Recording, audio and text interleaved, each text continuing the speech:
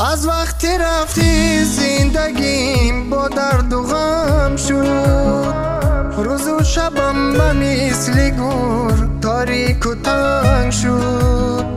آخر با گناهی تو بود جداگی، اما پیشی همه دلم همیشه متهم شد.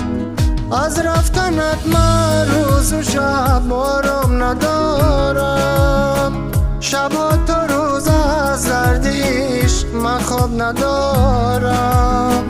میخوام فراموشت کنم اما نمیشه، دیگر من با این تنهایی طاقت ندارم.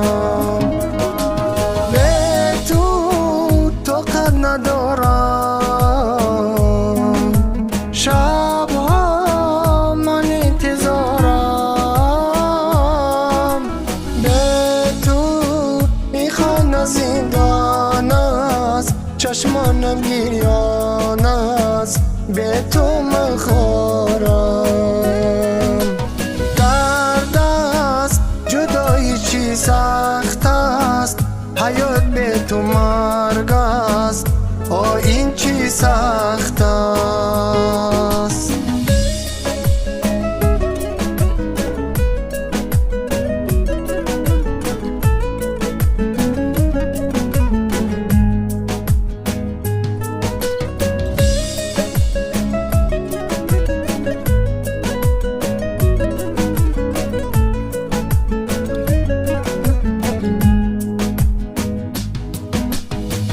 هرگاه یکی روی تو را دریا دارم، با علم فریاد میزند این دل زارم.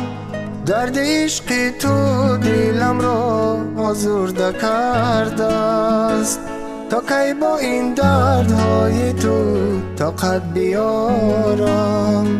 هر شب فقط با فکری تو چشمم را پوشم، گمان میکنم که هستی تو در آغوشم.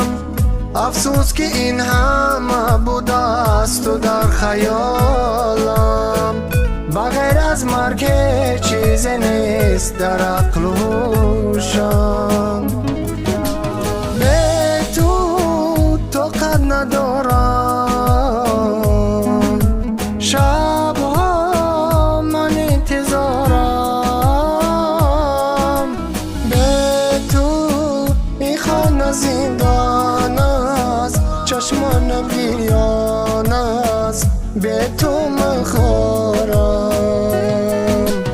درد است جدایی چی سخت است، حیات به تو مرگ است، این چی سخت است.